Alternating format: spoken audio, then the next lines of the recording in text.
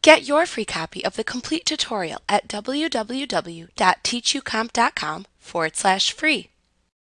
After creating and submitting a purchase order to a vendor, you will either receive the inventory parts you ordered along with a bill for those parts, or you will receive the inventory ordered while the bill for the inventory arrives separately. In QuickBooks, you must receive the inventory ordered to sell the inventory.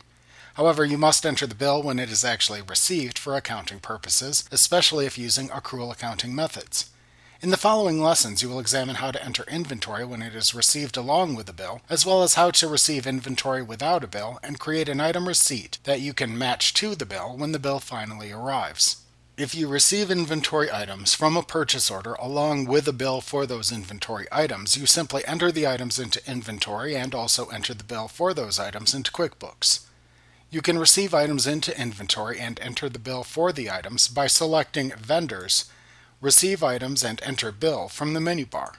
In the Enter Bills window that appears, select the vendor from whom you are receiving the items from the Vendor drop-down. If the vendor you select is one with whom you have open purchase orders, an Open POs Exist message box will appear to inform you of that fact.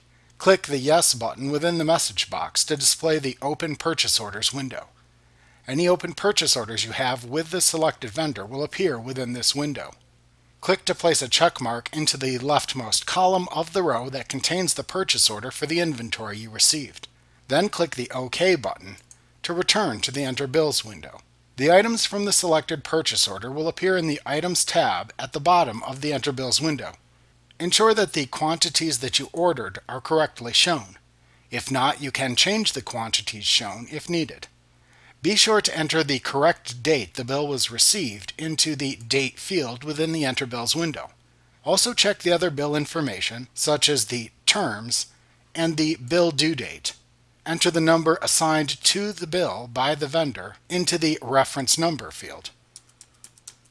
After you have finished entering the bill, click the Save and Close button to finish. After you have entered the inventory items and the bill, QuickBooks will move the items into inventory and create a bill for you to pay. Make sure you record the inventory when it arrives, because QuickBooks must have the inventory on hand before you can enter a sale for the inventory parts. Like what you see? Pick up your free copy of the complete tutorial at www.teachucomp.com/free.